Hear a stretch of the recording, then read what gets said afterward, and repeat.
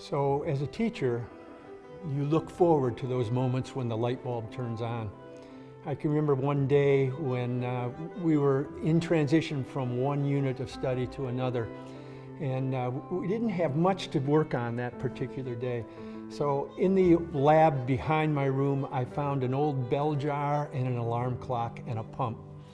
And I just brought it out, set it in front of the classroom, twisted that alarm clock and let it go off underneath the bell jar. And the students looked at me as if, what are you trying to do? It's an alarm clock. It's going off under this glass jar.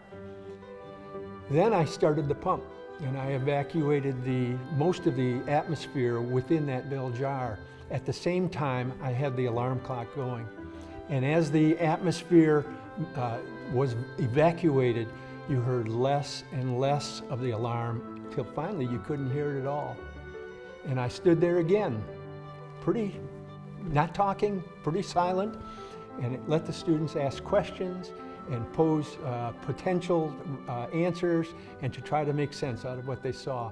Once they did, once they realized that sound does not transmit across the vacuum, they saw that was an important principle, and that principle would apply to our next unit of study.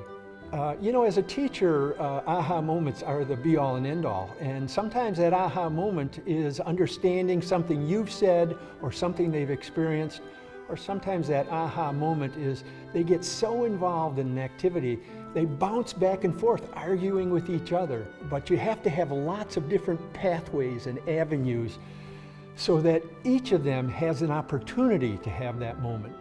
Now, I just need to say that those aha moments may not happen in front of the teacher's face. It may only happen when the student goes home and tells their parents about what they've studied and how it made sense to them.